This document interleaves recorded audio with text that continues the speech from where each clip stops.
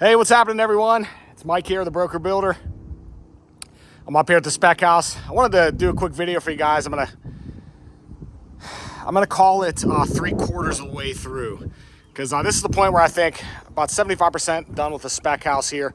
I'll take you around and kind of show you what's going on at this stage of the build and kind of what to expect at your project. Let's do it.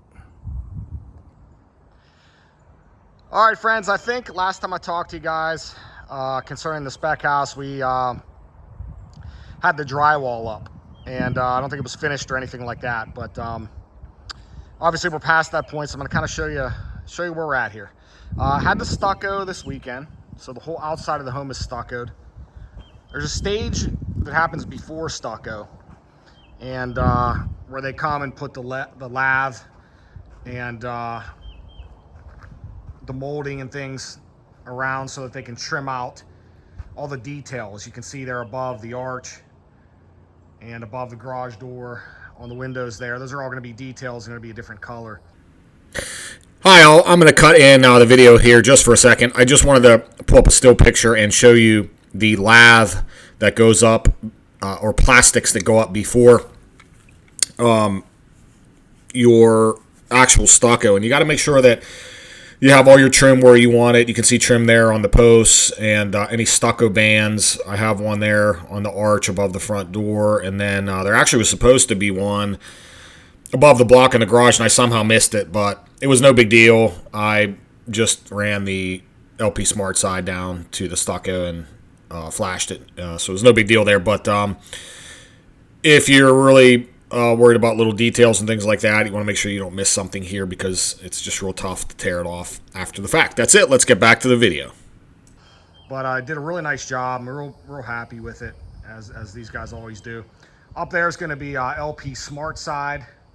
You probably saw that on my hat, or maybe you didn't at the beginning, but not sponsored by them or anything like that, and that's okay. I just really like the product, and picked up the hat at I want to say it was a golf tournament that Home Depot put on for us. So that's cool to get a little bit of swag there. So LP Smart side up there on the peak, the gable. Take a little walk around here. Septic guys were here today. They put in the septic tank. There's the drain field out there. I have a septic video for my camp up in Northwest Florida. If you guys haven't checked that out, check it out. It's called Investment Camp. And there's a series there where we're starting to build a cabin, all kinds of other things. But I did a real detailed video on the septic there, so you can kind of see the process.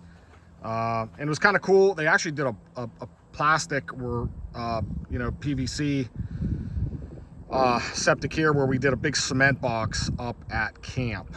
So they left it open here so that my plumber can go ahead and get hooked up whenever they do the trim out plumb. He's going to dig the water line also. We'll see that on the other side.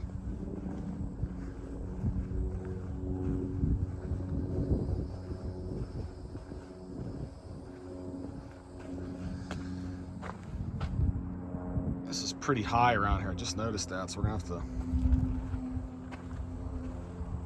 kind of grade that back at the end of the project.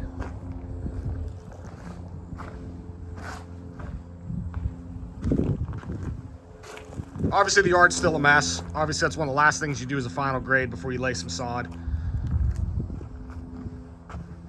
Bathroom window there. AC guy will be here in a couple weeks to trim out the AC.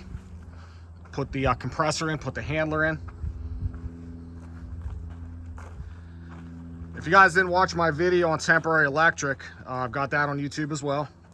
And actually they just finished my tug. It took forever. Temporary underground electric, it really did take forever. But finally I do have temporary power, which would be nice for when I spray the house and things like that. But you'd like to ultimately have it a little bit before now, but it wasn't the way it went.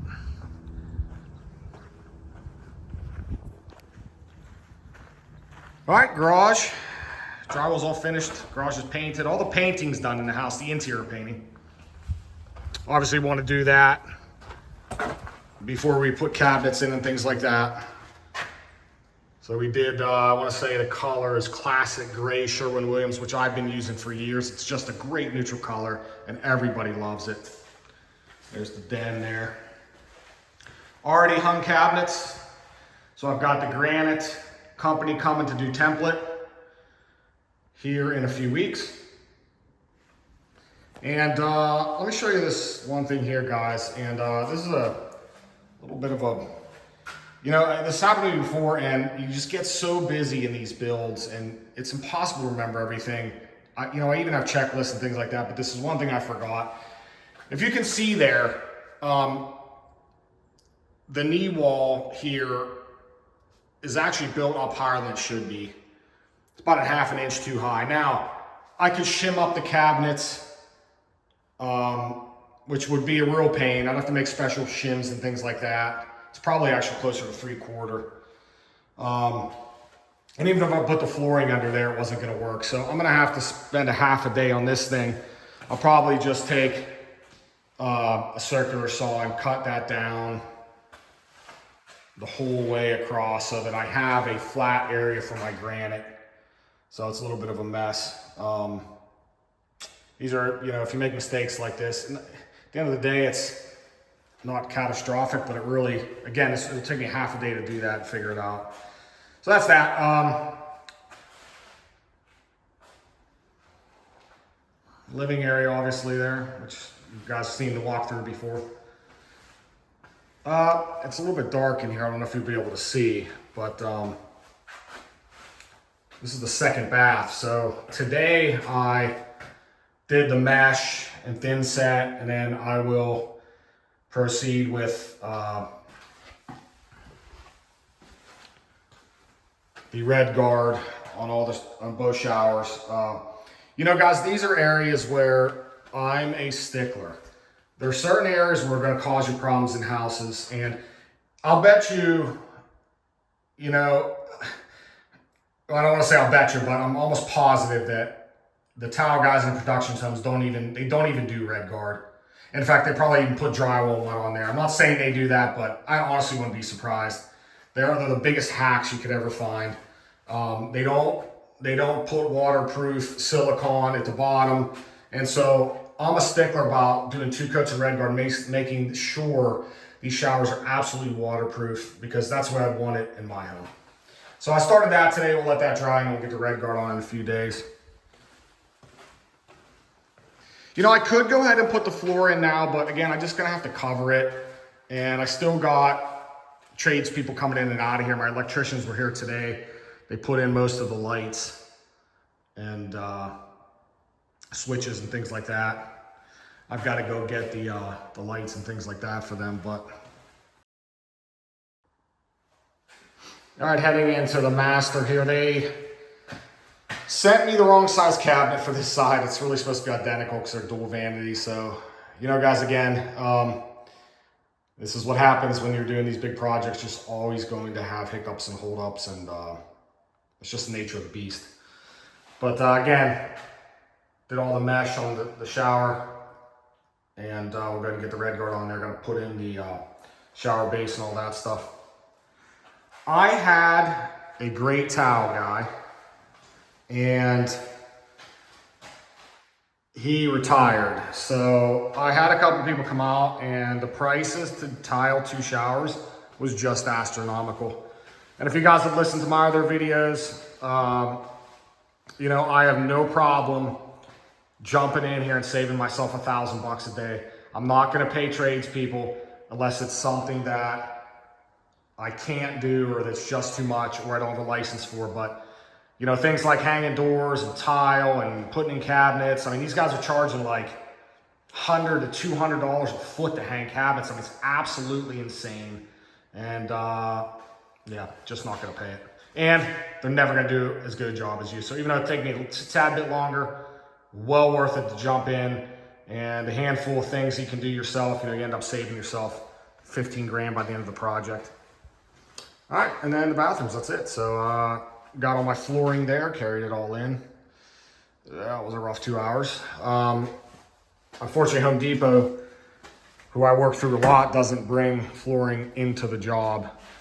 which is a real problem, but you get such a good price that carry it all in. Just got to do it. And that's it, friends. I just wanted to show you kind of what to expect and what's happening right now at the spec house. This is an exciting time, but it's go, go, go, go, because you got to get the showers done and you have to get the countertops in before you can get the plumber in. And you got to get the plumber in before the electrician. Those are really going to be your final 2 inspections other than final. So it's go, go, go. It's a stressful time of the build, but we'll also be thinking about getting this thing on the market here in the next couple days, or maybe a week at the most. I don't like to jump the gun too much, but I think by this time, especially if you have the tile laying around and the buyers can see it and they can see the flooring, they just really are going to have a good idea of what finishes are going to be in the house. And I think they can visualize what they need to visualize to make an offer if that's what they want to do. So maybe I'll do a video on that, and that's about it. We'll see you guys after we get a little more of these finishes done. Take care.